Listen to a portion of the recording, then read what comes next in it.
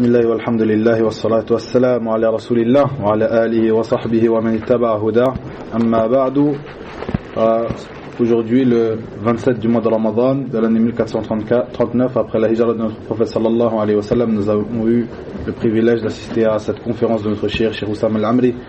hafidahullah ta'ala.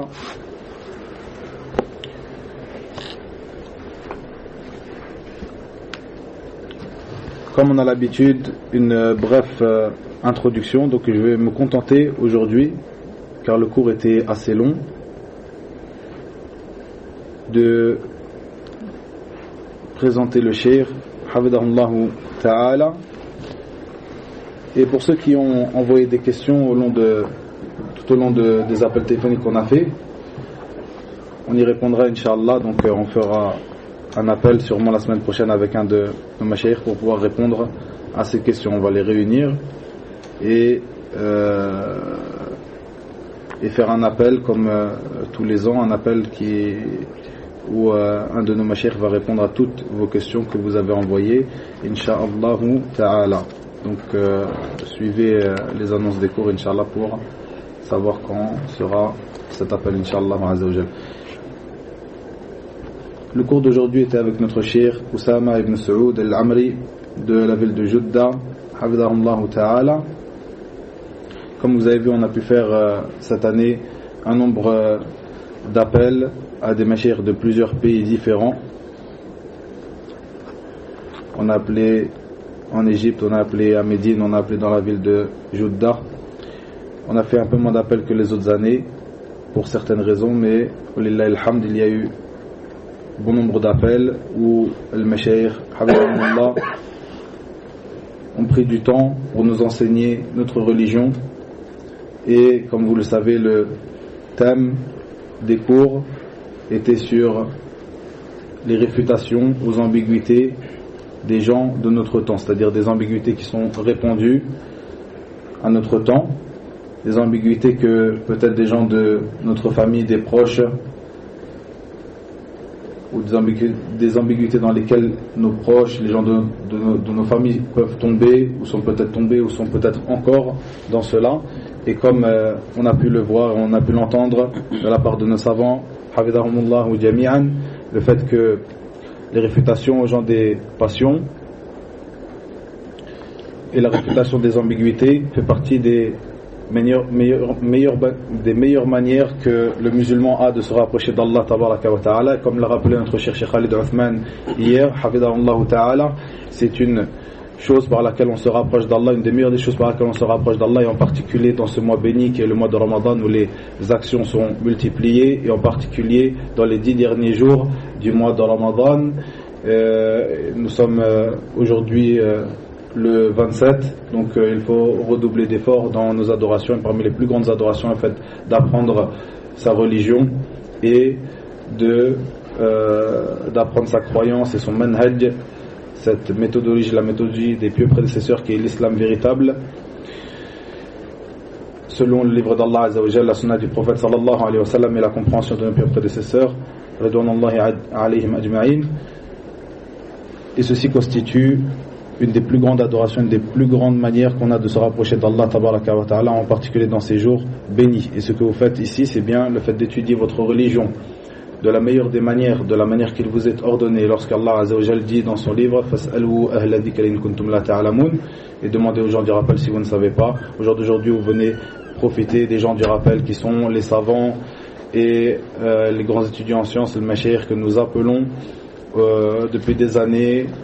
pendant ces conférences très bénéfiques. Ils nous donnent du temps, ils nous donnent de l'importance, ils nous enseignent notre religion. Donc à nous de faire l'effort aussi de venir prendre cette religion, car c'est bien eux les gens du rappel, et c'est de cette manière-là qu'il t'est ordonné de prendre ta religion. Et toujours sur cette parole, la parole de beaucoup parmi as-salaf ridwanullahi alayhim, parole qui est connue de Muhammad ibn Sirin rahimahullah ta'ala, qui faisait partie des imams de Tabi'in, qui est aussi rapporté d'autres que lui, où il disait inna hadha al-ilma dinun fanzuru amman ta'khudhuna dinakum. Certes, cette science est une religion, regardez donc de qui vous la prenez. On a l'habitude de faire une brève présentation des mashayikh que nous appelons, et plus important encore, au-dessus de cela, au-dessus du fait de faire une présentation, de dire comment ils s'appellent, où est-ce qu'ils habitent, aussi de dire qui sont les mashayikh chez qu'ils ont étudié, où est-ce qu'ils ont étudié, où donnent-ils, où dispensent-ils leurs cours. Plus important encore que cela, le fait de vous mettre en avant qui sont les gens de science qui les recommandent, car il n'était pas permis d'aller t'asseoir pour prendre ta religion auprès de gens qui sont inconnus, à plus forte raison auprès de gens qui ne sont pas viables dans leur manhaj, qui ne sont pas viables dans leur science. Donc ici il y a des choses à prendre en compte, le fait qu'une personne peut avoir une certaine science, mais cette personne n'est pas viable dans son manhaj, c'est-à-dire qu'il est déviant dans son manhaj, dans sa méthodologie. Pour cela, les savants ont mis en garde contre lui et n'ont pas autorisé, ne permettent pas de s'asseoir auprès de lui, car cette personne est une personne qui est déviante et qui pourra t'emmener avec lui dans sa déviance. Une autre chose, c'est une personne qui, elle, a un bon manhaj, qui est quelqu'un de salafi, qui suit le manhaj de salaf salih, radouanallahi alayhim, qui suit la sunna du prophète sallallahu alayhi wa sallam, qui n'a pas étudié, ou une personne qui aura étudié mais qui n'aura pas acquis une science qui lui permettra de prêcher ce qu'il a acquis, de donner des cours, de donner ce qu'il a appris. Il y a aussi le fait, et ça on le retrouve, et ça c'est quelque chose à bien comprendre chez les frères salafis, à bien étudier, à bien comprendre le fait que parfois une personne est une personne qui est sur un bon manhaj, qui est quelqu'un qui a aussi étudié, qui est viable dans sa science, c'est-à-dire qu'il a la science qui lui permet de retransmettre, il a la science qui lui suffit pour retransmettre cette science et pour donner des assises de science, mais les ulama ne permettent pas de s'asseoir auprès de lui. Peut-être ils mettent en garde pour une chose qui est extérieure à cela, comme par exemple un problème de comportement, un problème qui touche à ses comportements, etc., ou à certaines facettes de sa vie qui font que cette personne-là ne sera pas une personne de qui on pourra prendre la science. Ça c'est quelque chose de très important aussi, de ne pas se poser des questions. Parfois, lorsque les ulama ils mettent en garde contre quelqu'un, c'est un salafi, mais ils mettent en garde contre lui, c'est quelqu'un qui a de la science, qui a étudié, mais ils mettent en garde contre lui. Il y a d'autres choses encore à prendre en compte. Ce n'est pas n'importe qui donne des cours et qui dispense des cours. Donc ça, ce sont des choses à bien prendre en compte. Et c'est pour cela qu'au début de chacun de ces cours, on fait une brève présentation du cheikh qu'on appelle, et on met l'accent sur le fait de mettre en avant les recommandations des gens de science, car c'est bien cela le plus important. Encore une fois, comme on a l'habitude de dire, une personne qui a étudié chez les grands savants et qui a acquis une certaine science, mais qui n'est pas recommandée au jour d'aujourd'hui. Donc ça ne suffit pas de dire qu'un tel est une personne qui a étudié chez un tel et un tel parmi les savants de la sunna. Il nous faut des recommandations des gens de science au jour d'aujourd'hui, afin que tu puisses être apaisé et prendre ta religion, prendre cette science qui est une religion, comme le dit Mohammed ibn Sirin, cette chose sur laquelle tu seras interrogé auprès d'Allah Azza wa Jal, cette chose qui est la chose la plus importante pour toi, toi musulman qui respecte ta religion, toi le salafi qui respecte ton manhaj. Donc il te convient de faire très attention de ne pas tomber dans le laxisme, de ne pas être laxiste dans cela. Une brève présentation de notre Cheikh Oussama Al-Amri, que nous avons appelé ce soir, que nous avons appelé aujourd'hui, pardon. C'est une personne qui fait partie, qui est membre de la brigade pour l'interdiction du mal ou la réprobation du mal et le fait d'ordonner le bien, c'est-à-dire Hay'at al-Amr bil Ma'ruf wa Nahy anil Munkar, qui est une brigade qui se trouve en Arabie Saoudite, qui a été mise en place par le Cheikh Abdul Aziz Ibn Baz, l'imam, rahimahullah ta'ala, il y a des années de cela. Et cette personne, donc ce Cheikh Oussama Al-Amri, qui habite dans la ville de Jeddah, est un membre de cette brigade. C'est une brigade, pour ceux qui sont allés en Saoudia, ils les ont sûrement vus dans ce pays, qui est le pays du Tawhid et de la Sunna, Harasahallah, Al-Mamlaka Al-Arabia Saoudia. Eh bien, cette brigade, elle œuvre à faire respecter les indications religieuses, les préceptes religieux dans le royaume de l'Arabie Saoudite. Et il est un membre de cette brigade dans la ville de Mecca. Donc lui, il habite à Jeddah, il est membre de cette brigade dans la ville de Mecca. Et son frère Cheikh Fouad Al-Amri, son grand frère Cheikh Fouad, qui est lui le suppléant, c'est-à-dire le numéro 2 de cette brigade celui qui est en dessous du chef, du responsable de cette brigade dans la ville de Mecca. Cheikh Oussama Hafidahullah, qu'on a l'habitude d'avoir, ça fait déjà je pense 5 ans d'affilée qu'on l'a tous les ans. Son frère aussi Cheikh Fouad Hafidahullah, qui lui avait l'habitude de nous donner cours tous les ans, qui s'est excusé cette année car il était très occupé. Et ils sont toujours ensemble. Cheikh Oussama est le plus petit et Cheikh Fouad est le plus âgé, donc c'est le frère aîné. Et ils sont toujours ensemble, ils travaillent dans la même brigade et ils font des assises ensemble dans la ville de Jeddah, où chacun a une mosquée où ils donnent des cours et ils donnent le prêche du mois du jour de vendredi, pardon. Cheikh Oussama Hafidahullah Ta'ala a étudié dans Al-Jami'a Al-Islamiyya, dans l'université islamique de Médine, où il a pris une licence dans la faculté de Sharia, et il a étudié auprès des grands savants de ce siècle qui sont Cheikh Abdelaziz ibn Baz, Cheikh Mohammed ibn Salih al-Uthaymin, Cheikh Mohammed Aman al-Jami rahimahumullah, aussi comme cela Cheikh Abdel Mohsin al-Abbad, Cheikh Ubaid al-Jabiri, Cheikh Rabi' ibn Hadi, Cheikh Mohammed ibn Hadi al-Madkhali hafidahumullahu jami'an. Et ces derniers le recommandent, donc ces savants qui sont encore en vie au jour d'aujourd'hui le recommandent, et ils ont aussi régulièrement des cours avec lui, comme ce grand savant Cheikh Abdurrahman Muhiddin que nous avons eu il y a de cela 2 semaines, qui est un grand savant de la ville de Médine, qui lui a une assise dans sa mosquée. Il vient dans sa mosquée faire une assise une fois par mois dans la ville de Jeddah. Aussi Cheikh Rabi' Imam al-Jarh wa al-Ta'dil fi zamanina hada, Al-Allama Rabi' ibn Hadi al-Madkhali le recommande, aussi Cheikh Ubaid al-Jabiri le recommande, et autres que cela le recommandent et lui font des éloges. Le cours d'aujourd'hui, qui nous a été dispensé par notre cher Cheikh Oussama Hafidahullah Ta'ala, avait pour titre les sources de référence chez les gens de la Sunna et du groupe Ahl Sunnati wal Jama'a, et la réfutation de leurs opposants. Les sources de référence chez les gens de la Sunna et du groupe et la réfutation de leurs opposants.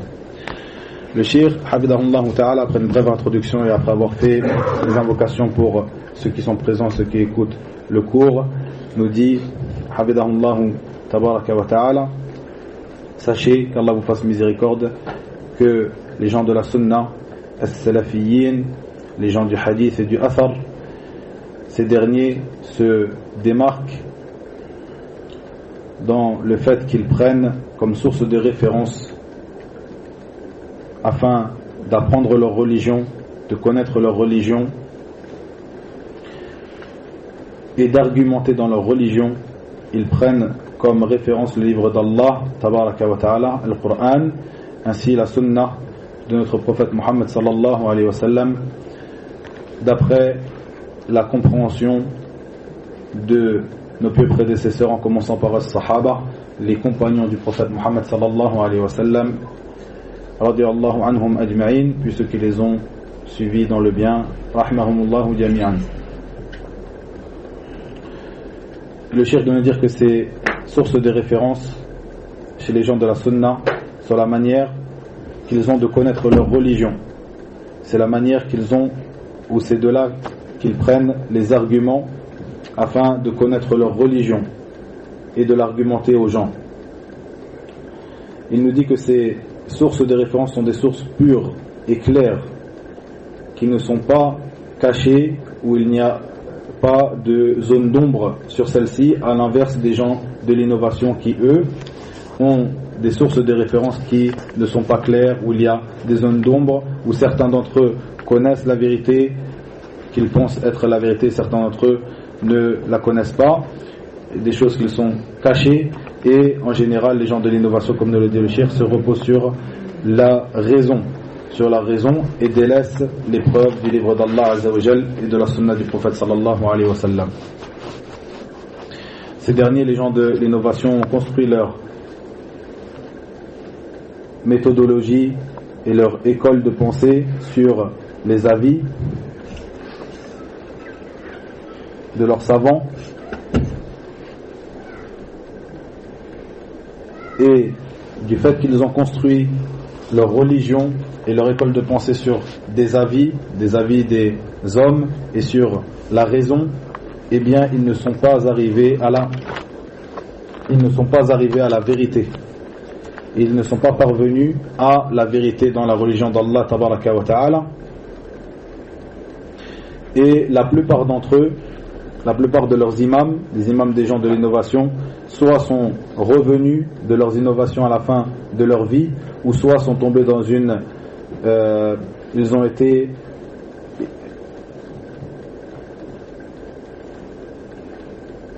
ils sont tombés dans une incompréhension de leur religion, une incompréhension de ce qui est passé dans leur vie par rapport à leur religion. Et tout cela, le cheikh nous dit que ça doit nous faire prendre conscience de l'importance de prendre notre religion de ces recueils, de ces sources de référence que nous avons citées, le Coran et la Sunna selon la compréhension des pieux prédécesseurs. C'est la manière dont as-Salafiyoun,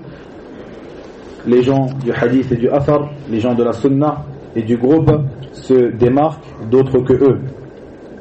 Le cheikh de nous dire que ces sources de référence sont le livre d'Allah, la Sunna du prophète sallallahu alayhi wa sallam, mais ainsi le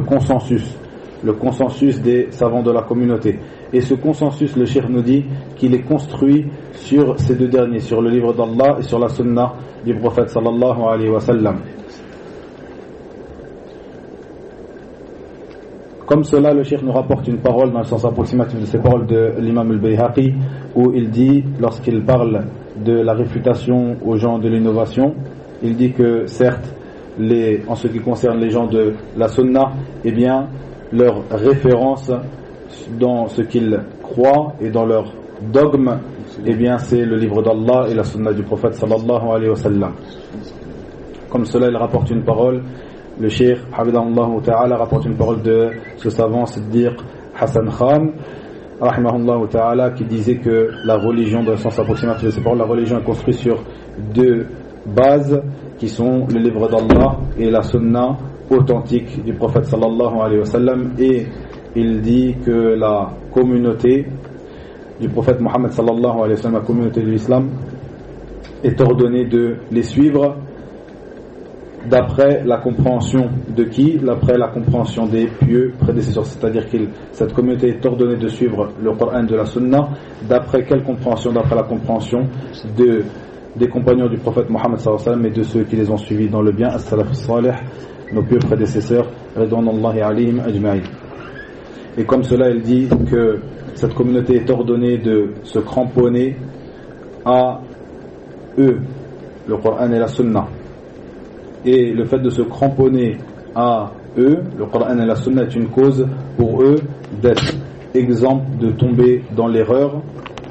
et de tomber dans l'égarement et dans les fautes. Comme cela, le cheikh nous rappelle ce verset qui est dans Surat Taha, où Allah Azza wa Jal dit dans le sens approximatif de ces paroles: et celui qui suit ma guidée ne sera pas égaré, il ne sera pas triste. Eh bien, le cheikh nous rappelle ce verset pour nous dire que celui, comme Allah Azza wa Jal l'a promis dans son livre, que celui qui suivra sa guidée, c'est-à-dire son livre et la révélation qu'il a fait au prophète sallallahu alayhi wa sallam, sa sunna, eh bien, celui-là ne sera pas du nombre des tristes et il ne sera pas égaré.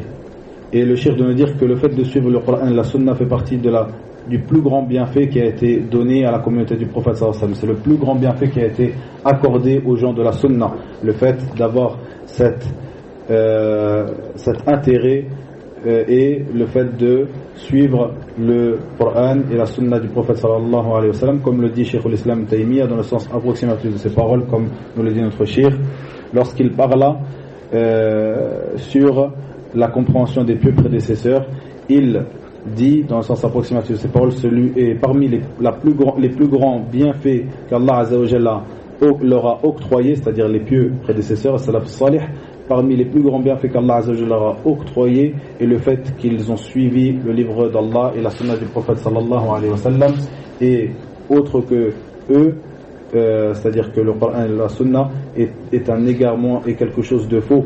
Et parmi les plus grands bienfaits qu'Allah Azza wa Jalla leur a octroyé à nos plus prédécesseurs, c'est qu'ils ont suivi ces deux-là et ils n'ont pas suivi le faux. Le cheikh de nous dire que ceci est une obligation pour nous,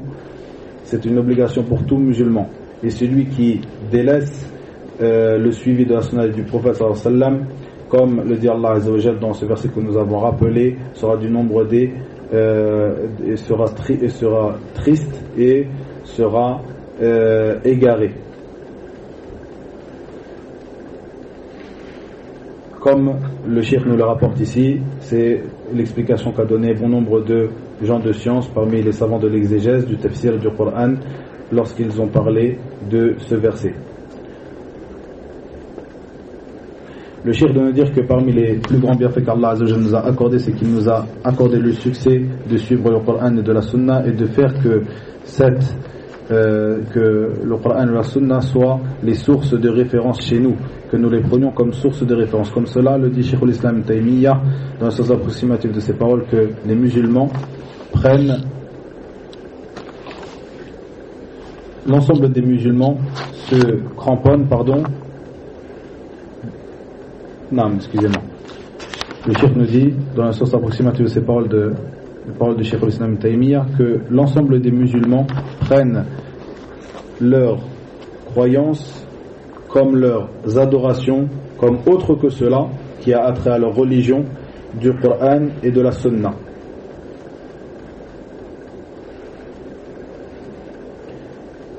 Et ils prennent ces adorations et ces croyances et autre que cela, tout ce qui a attrait à leur religion, selon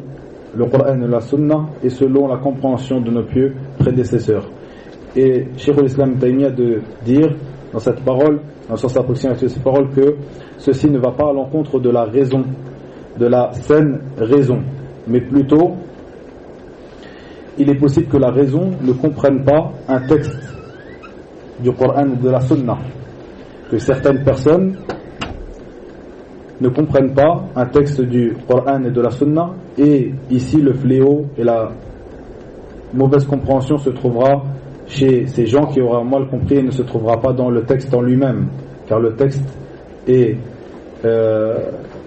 véridique et le texte ne se trompe pas, mais plutôt c'est la raison de l'homme qui se trompe et qui n'arrive pas à comprendre ce texte. Et le cheikh al-Islam Ibn Taymiyyah de dire après cela que certes Allah Azza wa Jalla, et le cheikh de nous dire que Cheikh al-Islam Ibn Taymiyyah prend ce verset comme preuve pour ce qu'il a avancé,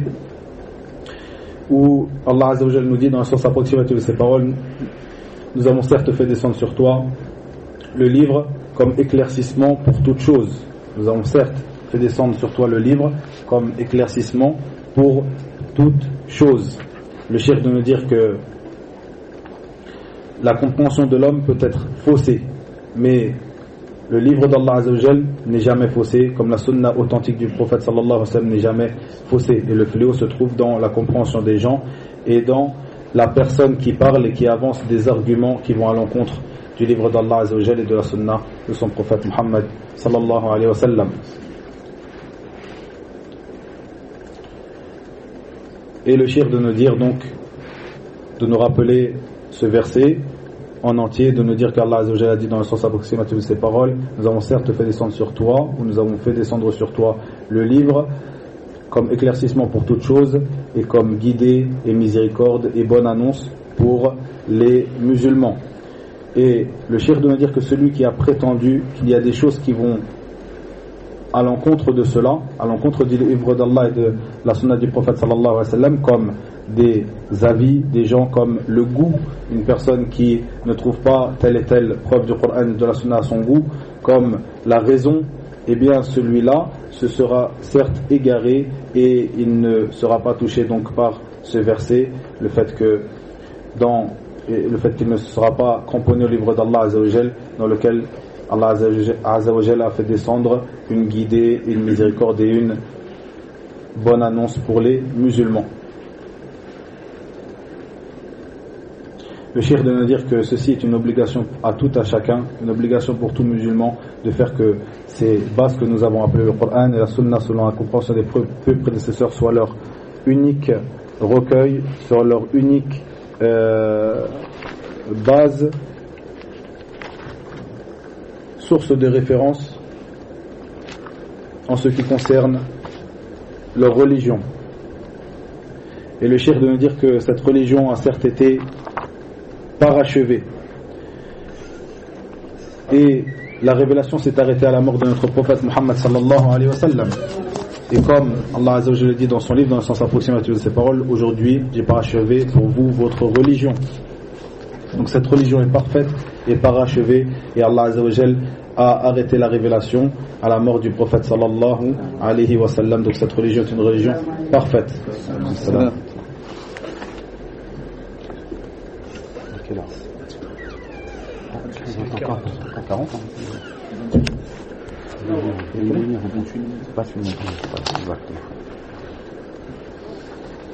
Comme cela, le cheikh nous rapporte cette parole de l'imam Malik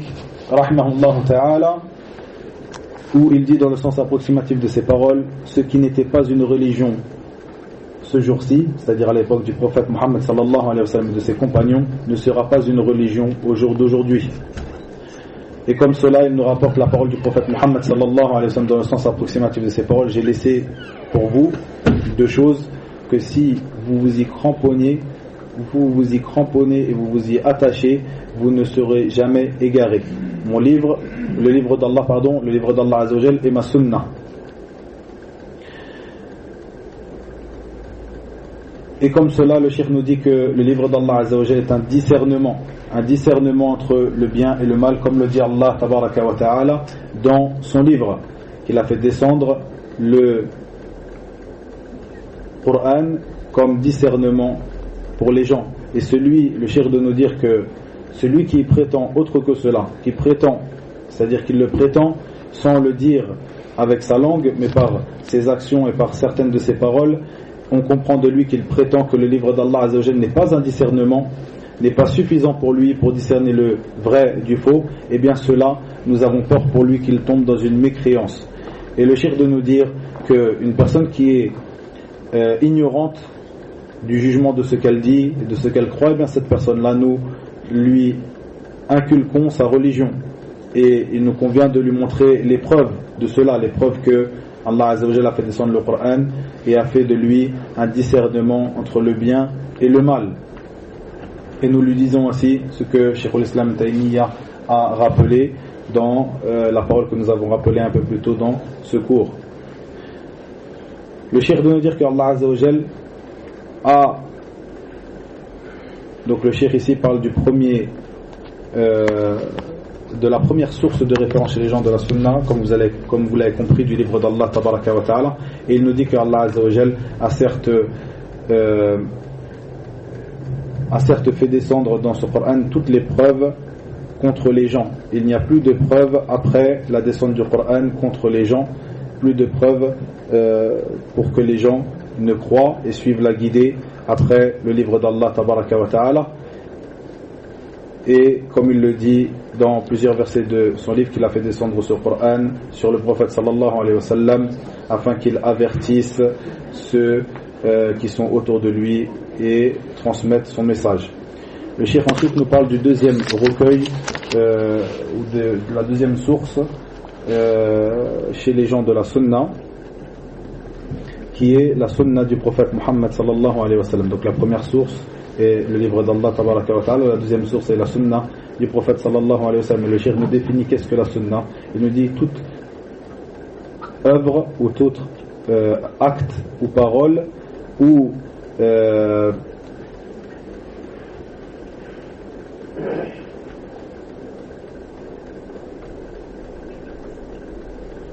toute chose que le prophète sallallahu alayhi wa sallam agrée,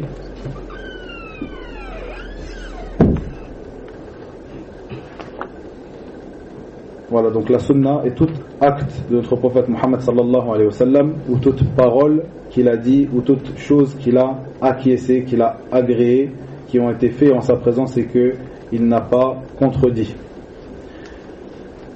Ensuite, le cheikh nous rappelle cette parole d'Allah tabaraka wa ta'ala où il dit dans le sens approximatif de ces paroles: obéissez à Allah et obéissez aux messagers. Et il nous rappelle aussi cette parole d'Allah tabaraka wa ta'ala où il dit dans le sens approximatif de ces paroles: et cramponnez-vous tous ou cramponnez-vous ensemble au câble d'Allah. Et le shirk de nous dire que ceci est une obligation pour nous, le fait de se cramponner au câble d'Allah, le fait de se cramponner au livre d'Allah, à la sunna du prophète sallallahu alayhi wa sallam. Et comme cela, il est obligatoire pour nous, lorsque nous nous disputions sur une affaire, de le ramener à qui, de ramener cette affaire à qui, comme il est venu dans le verset dans le sens approximatif de ces paroles. Et lorsque vous vous disputez sur une affaire, ramenez-la, cette affaire, à Allah et à son messager. Eh bien, il nous est obligatoire à tout à chacun, lorsque nous nous disputions sur une affaire, lorsque nous divergeons sur une affaire, de le ramener à qui? Le cheikh nous dit à qui? De le ramener ou de la ramener, cette affaire, à la raison de certaines personnes, de ramener cette affaire à des raisons qui ne suivent pas le Coran et la Sunna, qui ne sont pas viables, de ramener cette affaire à des avis des gens. Non, il nous convient de ramener cette affaire à Allah et à sa Sunna, à Allah et à son prophète sallallahu alayhi wa sallam. Et là, au jour d'aujourd'hui, après la mort du prophète sallallahu alayhi wa sallam, nous ramenons cette affaire à sa Sunna sallallahu alayhi wa sallam. Le cheikh aussi nous rappelle ce verset où Allah azza wa jalla dit dans le sens approximatif de ces paroles: et répondez à Allah et à son messager lorsqu'il vous appelle à ce qui vous fait vivre. Le cheikh de nous dire que dans ce verset il y a une preuve que la vie des cœurs se trouve dans le fait de répondre à l'appel d'Allah tabaraka wa ta'ala et l'appel de son prophète sallallahu alayhi wa sallam, l'appel d'Allah détenu dans le Coran et l'appel du prophète sallallahu alayhi wa sallam détenu dans sa sunna sallallahu alayhi wa sallam.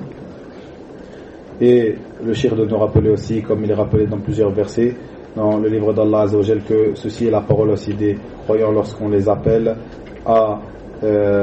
lorsque Allah azza wa jal les appelle, de dire que nous avons entendu et nous obéissons. Nous avons entendu et nous obéissons. Ceci est la parole des croyants.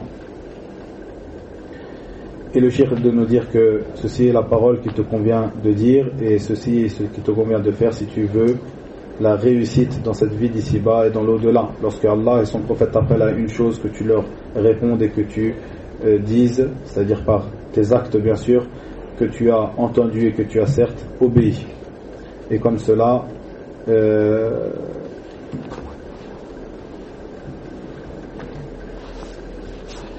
le cheikh nous rappelle cette parole d'Allah azza wa jalla dans le sens approximatif de ces paroles où il dit: non, par ton Seigneur, ils ne croiront pas du moment qu'ils ne t'auront pas demandé de juger dans leur conflit.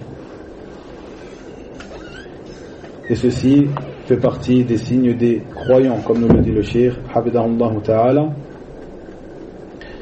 Et le cheikh nous rappelle ensuite une parole de Cheikh l'Islam Taymiyya rahimahullah ta'ala, où il dit qu'il n'est pas autorisé à l'un d'entre nous de s'écarter du livre d'Allah et de la sunna du prophète sallallahu alayhi wa sallam, et de ce sur quoi se sont mis d'accord nos pieux prédécesseurs, de s'écarter de ceci et de prendre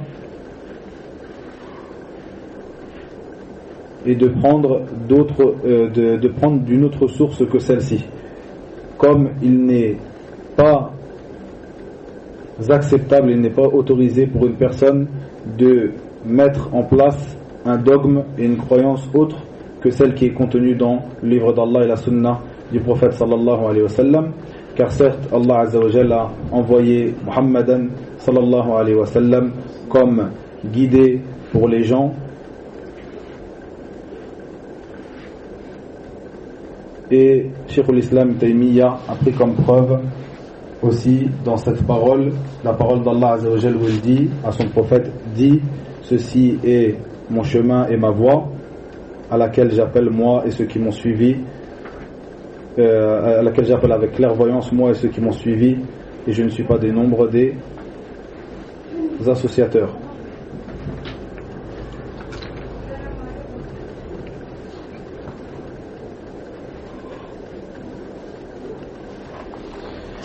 Le cheikh de nous dire ensuite que les gens de la sunna se caractérisent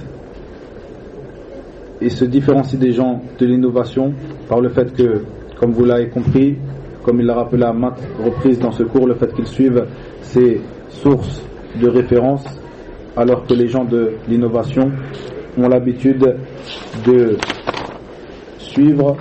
autre que celle-ci. Ils ne suivent pas le livre d'Allah ni la sunna du prophète sallallahu alayhi wa sallam, mais plutôt ils préfèrent l'avis des gens et les raisons des hommes à ces derniers. Comme cela, les gens de la sunna se différencient des gens de l'innovation par le fait qu'ils font attention et qu'ils portent un grand intérêt aux récits rapportés de nos pieux prédécesseurs, salafus salih. Et comme cela, ils se démarquent des gens de l'innovation par le fait que les gens de la sunna combattent les innovations dans la religion. Quand une personne, un innovateur, vient avec une innovation et essaye de l'inculquer aux gens, eh bien ces derniers réagissent en le combattant et en le réfutant, et en réfutant l'innovation avec laquelle il est venu. Comme cela, il se différencie des gens de l'innovation par le fait qu'ils se cramponnent et ils s'accrochent au livre d'Allah et à la sunna du prophète sallallahu alayhi wa sallam avec science et clairvoyance. Comme cela, ils suivent, ou dans cela, ils suivent la parole d'Allah tabaraka wa ta'ala, où il dit à son prophète, dit, ceci est mon chemin, ceci est ma voie, j'appelle à Allah avec clairvoyance, moi et ceux qui m'ont suivi. Le cheikh de nous dire, il convient donc aux musulmans de se cramponner à cela et de croire en cela et de croire en ce que le prophète sallallahu alayhi wa sallam a informé et ce qui est venu dans le livre d'Allah Azza wa Jal, d'y croire d'une croyance ferme, et même si il ne t'est pas apparent la sagesse qu'il y a dans cette parole, même si tu ne comprends pas une parole du livre d'Allah Azza wa Jal ou de la sunna du prophète sallallahu alayhi wa sallam, même si il ne t'apparaît pas la sagesse contenue dans tel et tel verset ou dans tel et tel hadith, eh bien ce qui t'incombe c'est de croire d'une croyance certaine. Et comme cela, le cheikh nous rappelle une parole de Cheikh al-Islam Taymiyyah dans son livre Tadmuriyya. Il dit, la deuxième règle, c'est le fait que chaque chose que le prophète Muhammad sallallahu alayhi wa sallam a informé sur son Seigneur tabaraka wa ta'ala, eh bien il nous est obligatoire de le croire et d'y croire fermement et d'en faire notre croyance. Que nous comprenions cette parole, que nous comprenions le sens de cette parole, de la parole du prophète sallallahu alayhi wa sallam, de ce qu'il aura informé à propos de son Seigneur, ou que nous ne le comprenions pas, car certes c'est lui as-sadiqu al-masduq.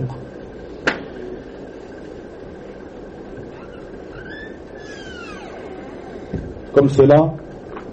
le cheikh nous rapporte la parole de l'imam Shafi'i où il dit, j'ai certes cru en ce qui est venu d'Allah Azza wa Jal d'après ce qu'Allah Azza wa Jal, ou de la manière dont Allah Azza wa Jal l'a dit et a voulu le dire. Et comme cela, j'ai cru en ce qui est venu du messager sallallahu alayhi wa sallam, de la manière dont l'a dit le messager d'Allah sallallahu alayhi wa sallam et a voulu le dire. Cette parole de l'imam Shafi'i que le cheikh nous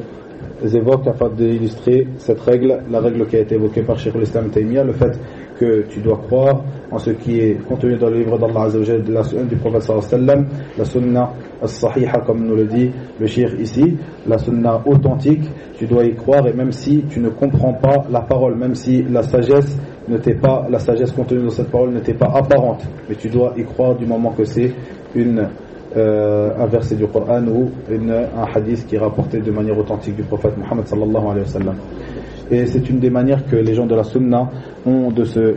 démarquer des gens de l'innovation, car ces derniers, s'ils voient une chose dans les textes du livre d'Allah et de la sunna du prophète sallallahu alayhi wa sallam que leur raison n'accepte pas, eh bien ils délaissent la parole d'Allah et la parole du prophète sallallahu alayhi wa sallam et ils prennent ce que leur raison leur dicte. Car chez les gens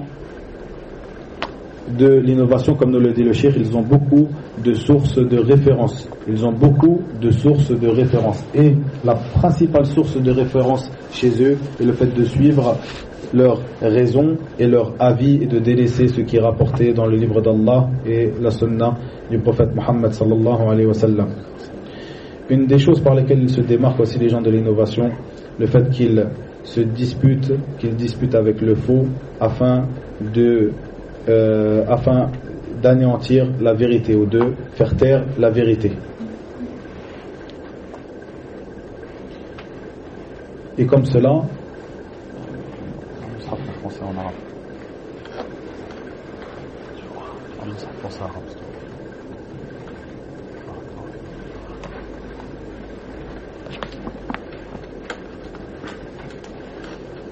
et le shir de rappeler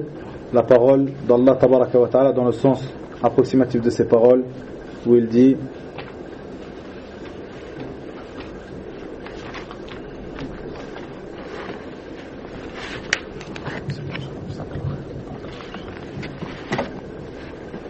c'est lui qui a fait descendre sur toi le livre, il s'y trouve des versets sans équivoque qui sont la base du livre et d'autres versets qui peuvent prêter à interprétations diverses. Les gens donc qui ont au cœur une inclinaison vers l'égarement mettent l'accent sur les versets à équivoque, cherchant la dissension en essayant de leur trouver une interprétation,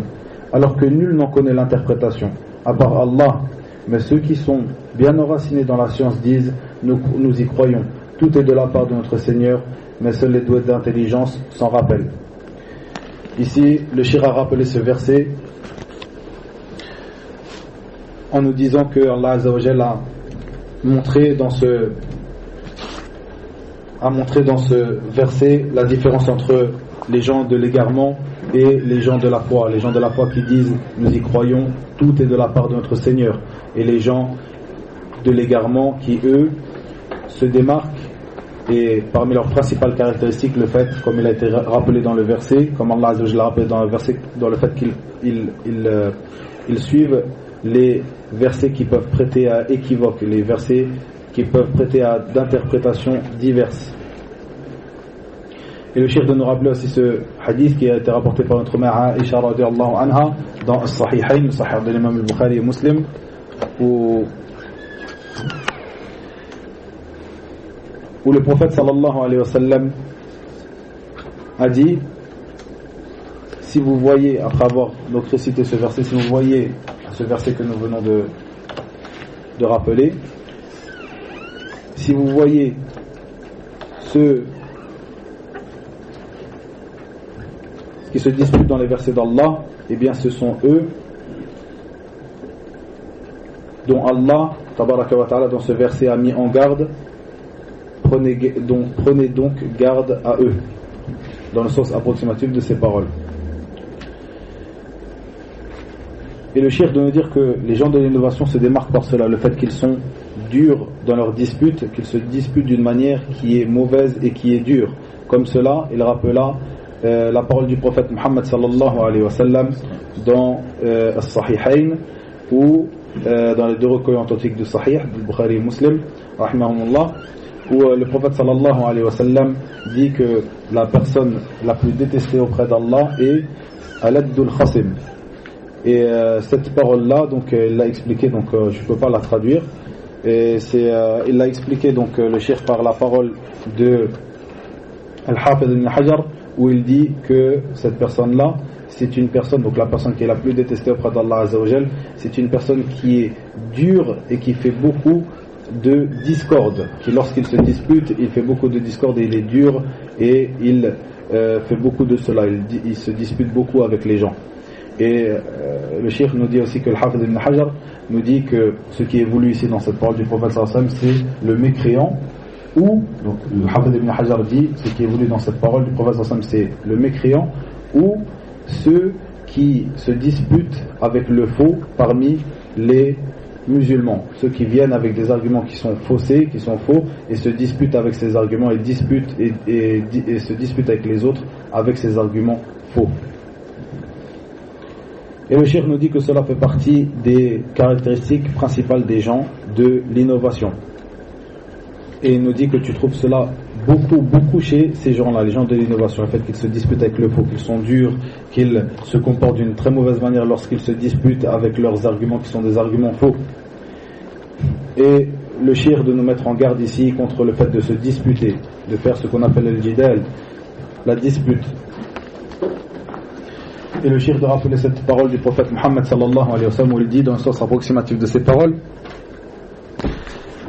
un peuple ne s'est pas égaré après avoir été sur une voie droite, sur la guidée, que lorsqu'il est venu à la dispute, lorsqu'il est arrivé à la dispute, lorsqu'il en est venu à se disputer. Ce hadith qui est rapporté par l'imam Tirmidhi, qui est un hadith authentique. Et le cheikh veut dire qu'il est donc impératif pour tout musulman de s'écarter de cela, de s'écarter de la dispute à propos de la religion d'Allah tabaraka wa ta'ala.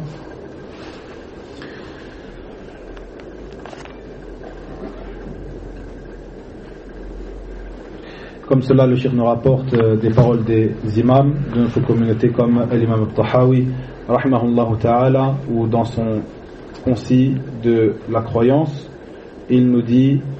dans le sens approximatif de ces paroles, de nous écarter de la dispute à propos de la religion.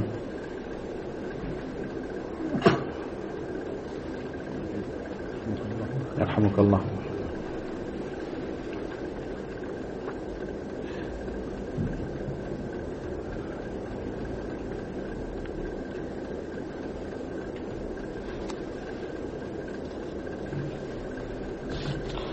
Le cheikh nous rappela certaines paroles parmi les paroles des imams de cette communauté, ou par exemple cette parole qui est rapportée par Hafiz al-Maghrib ibn Abdel Barr rahimahullah ta'ala, qui rapporte de l'imam Malik rahimahullah azza wa jal, où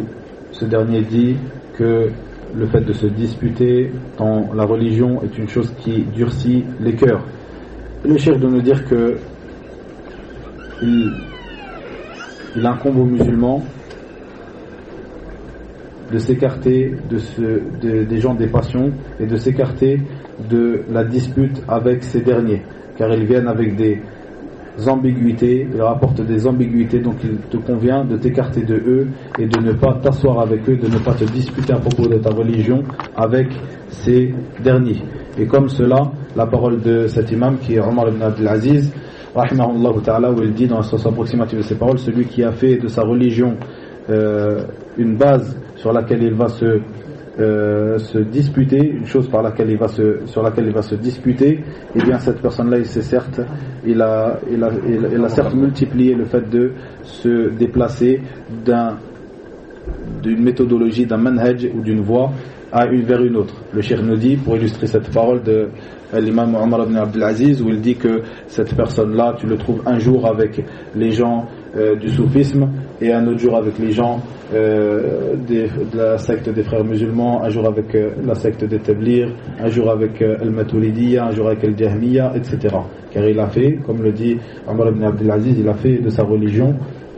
un sujet de dispute. Il a fait de sa religion un sujet de dispute. Donc, il va se déplacer d'une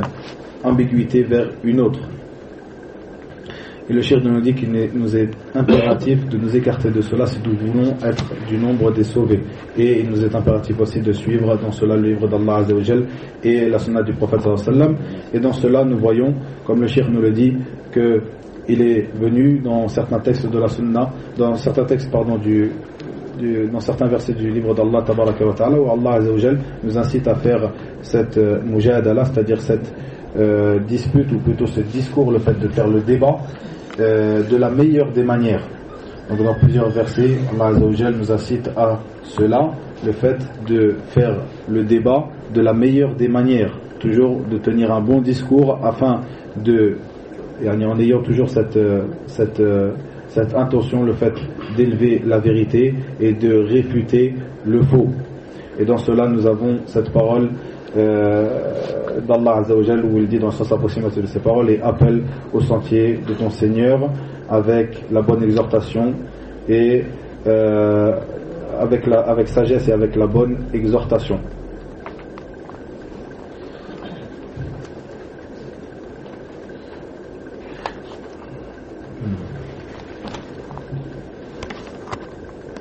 Quatre minutes. 4 minutes, hein.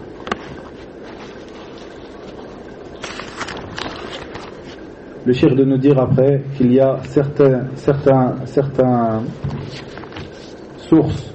sources qui ne sont pas des sources principales chez les gens de la sunna, comme le Coran et la sunna, mais ce sont des sources qui sont secondaires. Ces sources sont la bonne raison, la raison saine, ainsi la saine nature. Ce sont des sources chez les gens de la sunna. Et le cheikh de nous dire cette règle que ce qui est rapporté dans les textes, du moment que ce texte est un texte véridique, eh bien ce texte est un texte authentique, eh bien ce texte n'ira jamais à l'encontre de la saine nature et de la raison saine. Il faut que tu en sois persuadé.